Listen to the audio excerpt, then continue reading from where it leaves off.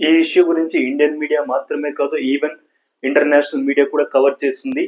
Bangladesh air force సంబంధించిన ఒక made in Chinese jet అన్నమాట. అది క్రాష్ అయింది ఢాకా, ఏదైతే వాళ్ళ కంట్రీ క్యాపిటల్ ఉందో ఢాకాలోని ఒక స్కూల్ పైన అది క్రాష్ అయింది. ఈవెన్ రీసెంట్ గా మన ఫైటర్ జెట్ కూడా గుజరాత్ లో క్రాష్ అయింది. అది ఎయిర్ ఇండియాకి సంబంధించింది. అది ఒక సివిలియన్ ఎయిర్ క్రాఫ్ట్ అనమాట. కానీ వీళ్ళది వచ్చేసి డిఫరెంట్ కేసు, మనది డిఫరెంట్ కేసు. వీళ్ళది వచ్చేసి డైరెక్ట్ గా అదొక ఫైటర్ జెట్ బాగానే టేక్ ఆఫ్ అయింది, ఈవెన్ బాగానే ఫ్లై అయింది. కానీ ఆల్ ఆఫ్ ఎ సడన్ అది కూడా డైరెక్ట్ స్కూల్లో క్రాష్ అవ్వడం అనేది ఎవరికి అర్థం కావట్లేదు అసలు ఏం జరిగింది అని. జనరల్లీ క్రాష్ అవుతుంది అనగా ఒక పైలట్ ఏం చేస్తాడు అంటే ఒక ఎంటీ ల్యాండ్ చూసుకుంటాడు. ఆల్ ఆఫ్ ఎ సడన్ ఎక్కడైనా క్రాష్ అవుతుంది అన్న కూడా ఒక ఎంటీ ల్యాండ్ లో పడితే ప్రాణ నష్టం తగ్గుతుంది కదా అని. కానీ ఈ కేసులో చూసుకుంటే పైలట్ అది చేయలేకపోయాడు. అది కూడా కంట్రీస్ క్యాపిటల్ ఢాకాలో డైరెక్ట్ గా ఒక స్కూల్ పైన, అది కూడా డైరెక్ట్ బిల్డింగ్ పైన పడడం అనేది ఒక చాలా పెద్ద విషాదం అని చెప్పాలి. ఇలాంటి ఇంట్రెస్టింగ్ టాపిక్స్ పై నా నుంచి వీడియోస్ రెగ్యులర్ గా వస్తూ ఉంటాయి. ఛానల్ సబ్స్క్రైబ్ చేసుకోండి.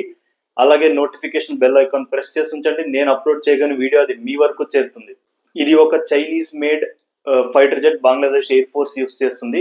ఇప్పటివరకు వచ్చిన కన్ఫర్మ్ న్యూస్ ఏమంటే దాదాపు 19 మెంబర్స్ చనిపోయారని అండ్ దాదాపు 160+ మెంబర్స్ ఇంజూర్ అయ్యారని. ఈ సంఖ్య రానున్న టైంలో ఇంకా పెరగనుంది.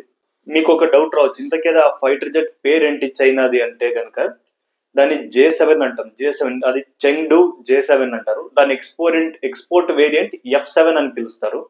సో J7 ఆర్ F7 ఇది అనమాట ఆ ఫైటర్ జెట్ ఏదైతే క్రాష్ అయిందో. ఇది ఎంత పెద్ద అటాక్ అంటే ఈవెన్ బంగ్లాదేశ్ గవర్నమెంట్ డిక్లేర్ చేసింది. ఒక రోజు లైక్ సంతాప దినం అంటారు కదా, మౌర్నింగ్ డే అని, అలా ఒకటి డిక్లేర్ చేశారనమాట. అండ్ ఆ రోజు ఈ బంగ్లాదేశ్ ది ఏదైతే జెండా ఉంటుందో జాతీయ జెండా అది కొంచెం డౌన్ చేస్తారు. అది ఒక సంతాపం ప్రకటించేది ఒక సింబల్ అన్నమాట. నాకైతే గుర్తులేదు చివరిసారిగా ఎప్పుడు బంగ్లాదేశ్ లో ఇంత పెద్ద ఒక ఫైటర్ జెట్ క్రాష్ అయింది అని. మీ అందరికి ఒక డౌట్ రావచ్చు, జనరల్లీ ఫైటర్ జెట్ క్రాష్ అయ్యే ముందు పైలట్ తన సీట్ ఎజెక్ట్ చేసుకొని వెళ్ళిపోతాడు కదా, తనైనా సేఫ్ గా బతుకుతాడు కదా. ఈ ఇన్సిడెంట్ లో అది జరిగిందా అంటే ఈ ఇన్సిడెంట్ లో అది జరగలేదు. ఎప్పుడైతే పైలట్ కి అర్థమైందో తన చేతిలో ఏమీ లేదు, ఇక క్రాష్ అవబోతుంది అన్నప్పుడు తను ట్రై చేశాడో లేదో, మళ్ళా అది ఫెయిల్యూర్ అయిందో తెలియదు కానీ తను కూడా చనిపోయాడు ఈ అటాక్ లో. ఫైటర్ జెట్ సీట్ ఎజెక్ట్ అవ్వలేదు. ఇది ఒక పాత ఫైటర్ జెట్, పాత వేరియంట్ 1970s లో చైనా యూస్ చేసేది. అంత ఓల్డ్, ఎలాగైతే మంది MiG-21 ఉందో అలాగే చైనా కూడా ఆల్మోస్ట్ ఇదే MiG-21 ని రివర్స్ ఇంజనీరింగ్ చేసి దాన్ని మ్యానుఫ్యాక్చర్ చేసి ఎక్స్పోర్ట్ చేసింది అనమాట. ఈవెన్ పాకిస్తాన్ కి ఎక్స్పోర్ట్ చేసింది, బంగ్లాదేశ్ కూడా చేసింది. ఈవెన్ పాకిస్తాన్ లో కూడా విన్నాను ఇలాంటి క్రాషెస్ ఎక్కువ జరిగాయి J7 రిలేటెడ్, అదొకటి.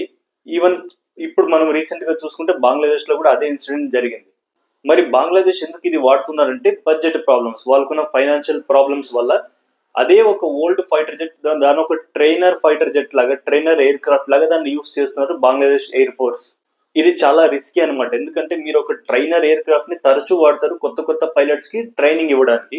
అలాంటప్పుడు ఇలాంటి ఒక పాత ఫైటర్ జెట్ ని కనుక వాడుతూ ఉంటే క్రాషెస్ అయ్యే ఛాన్సెస్ ఆర్ వెరీ హై. అదే జరిగింది అన్ఫార్చునేట్లీ ఈ కేసులో. కేవలం ఈ సంవత్సరంలోనే చైనీస్ ఫైటర్ జెట్స్ 3 క్రాష్ అయ్యాయి. ఐ థింక్ ఒకటి జింబాబ్వేలో, ఇంకొకటి మయన్మార్ లో అండ్ ఇప్పుడు బంగ్లాదేశ్ లో. అండ్ చాలా కాలం తర్వాత బంగ్లాదేశ్ వాళ్ళ ఎయిర్ ఫోర్స్ ని అప్గ్రేడ్ చేయడం మొదలు పెట్టారు. మీరు బంగ్లాదేశ్ ఫుట్ ప్రింట్స్ గమనిస్తే వాళ్ళు ఏమి ఒక డిఫెన్సివ్ అప్రోచ్ కోసం, సేఫ్టీ కోసం ఎయిర్ ఫోర్స్ ని అప్గ్రేడ్ చేయట్లేదు. వాళ్ళు కొంచెం అగ్రెసివ్ గానే పుష్ చేస్తున్నారు. రీసెంట్ గా వచ్చిన న్యూస్ ఏమి అంటే చైనాతో నెగోషియేట్ చేస్తుంది బంగ్లాదేశ్. J10 ఫైటర్ జెట్ అనేది వాళ్ళకి ఒక 16 వరకు కావాలి అండ్ దానితో పాటు అటాక్ హెలికాప్టర్స్ కావాలి అని బంగ్లాదేశ్ ఆర్డర్ పెట్టడానికి నెగోషియేట్ చేస్తుంది. అదే ప్రైస్ డీటెయిల్స్ ఇవన్నీ వాళ్ళ టెక్నికల్ డీటెయిల్స్ ఏమన్నా అవన్నీ ఇంకా నెగోషియేట్ చేస్తున్నారు. మీరు గమనిస్తే ఇది చాలా పెద్ద ఆర్డర్. ఐ మీన్ మీకు అనిపించచ్చు 16 J10 కదా, అదేం అంత పెద్ద ఆర్డర్ కాదు అంటే కనుక. ఐ మీన్ బంగ్లాదేశ్ ఏదైతే బడ్జెట్, దాని ఎయిర్ ఫోర్స్ సైజు, వాళ్ళ కంట్రీ సైజు, వాళ్ళ బడ్జెట్, డిఫెన్స్ బడ్జెట్ ఇవన్నీ చూసుకుంటే వాళ్ళ ప్రకారంగా అదొక పెద్ద ఆర్డరే. మనకు చిన్న ఆర్డర్ కావచ్చు, వాళ్ళకి పెద్ద ఆర్డరే. వాళ్ళు డిఫెన్సివ్ అప్రోచ్ కోసం ఇదంతా చేయట్లేదు, వాళ్ళు యాక్చువల్లీ కొంచెం అగ్రెసివ్ గా పుష్ చేస్తున్నారు చైనాతో. గతంలో ఎప్పుడు చైనాతో ఇలాంటి డీల్ అగ్రెసివ్ గా వాళ్ళు పుష్ చేయలేదు. అండ్ మీరు చూసుకుంటే రీసెంట్ గా మీ అందరికీ తెలిసే ఉంటుంది బంగ్లాదేశ్ లో ఉన్న పొలిటీషియన్స్, వాళ్ళ రిటైర్డ్ ఆర్మీ జనరల్స్ రెగ్యులర్ గా వీళ్ళు యాంటీ ఇండియా స్టేట్మెంట్స్ ఇవ్వడం, యాంటీ ఇండియన్ ఎలిమెంట్స్ ని సపోర్ట్ చేయడం బంగ్లాదేశ్ లో. ఇవన్నీ రెగ్యులర్ గా జరుగుతున్నాయి. బహుశా వీళ్ళు లాంగ్ టర్మ్ ప్లాన్ కోసం వాళ్ళ ఎయిర్ ఫోర్స్ ని అప్గ్రేడ్ చేస్తూ ఉండొచ్చు. ఇది ఒక ప్లాన్ ఇండియాని ప్రెషర్ చేయడానికి చైనాతో కలిసి. ఎస్పెషల్లీ లాంగ్ టర్మ్ లో బంగ్లాదేశ్ ప్లాన్ అయి ఉండొచ్చు. సిలిగురి కారిడార్ ఏదైతే మన మేఘాలయ బంగ్లాదేశ్ బార్డర్ దగ్గర ఉందో ఆ సిలిగురి కారిడార్ పై ప్రెషర్ పెట్టడానికి ప్లాన్ చేస్తుండొచ్చు బంగ్లాదేశ్. ఇప్పుడు మీరు బంగ్లాదేశ్ ఎకానమీని చూసుకుంటే వాళ్ళ ఎకనామిక్ గ్రోత్ చాలా స్లో అయిపోయింది షేక్ హసీనా వెళ్ళిపోయిన తర్వాత. అండ్ వాళ్ళ అన్ఎంప్లాయ్మెంట్ రేట్ పెరిగింది, ఇన్ఫ్లేషన్ పెరిగింది. ఇన్ని సమస్యలు ఉండగా కంట్రీని నడపడమే కష్టం. అది కూడా ఇంకా ఎలక్షన్స్ కూడా చేయలేదు. ఇలాంటి టైంలో కూడా వాళ్ళు మేము పెద్ద డిఫెన్స్ ఆర్డర్ పెట్టాలి అని ఆలోచిస్తున్నారంటే ఇది డిఫెన్సివ్ అప్రోచ్ అయితే కాదు. ఖచ్చితంగా వాళ్ళ ఇంటెన్షన్స్ ఏదో ఉన్నాయి. అది మనం అనుకున్నట్టుగానే అది ఇండియాని ప్రెషర్ చేసేకే అవ్వచ్చు చైనాతో కలిసి. బహుశా ఇది చైనా గ్రాండ్ ప్లాన్ లోనే భాగమై ఉండొచ్చు. ఒక సైడ్ పాకిస్తాన్, ఇంకో సైడ్ బంగ్లాదేశ్. ఈ రెండు సైడ్ నుంచి ఇండియాని ప్రెషర్ చేయాలి అని. అలా కాకుండా ఎలాగో డైరెక్ట్ గా చైనా ప్రెషర్ అనేది ఒకటి మనకి ఈ లదాఖ్, ఈ అరుణాచల్ ప్రదేశ్, ఈ సిక్కిం ఈ బార్డర్స్ దగ్గర మనకి ఎలాగో ఉంటుంది. సో చైనా మన డెవలప్మెంట్ ని ఆపడానికి అన్ని రకాలుగా ట్రై చేస్తుంది. ఇది చైనా ప్లాన్.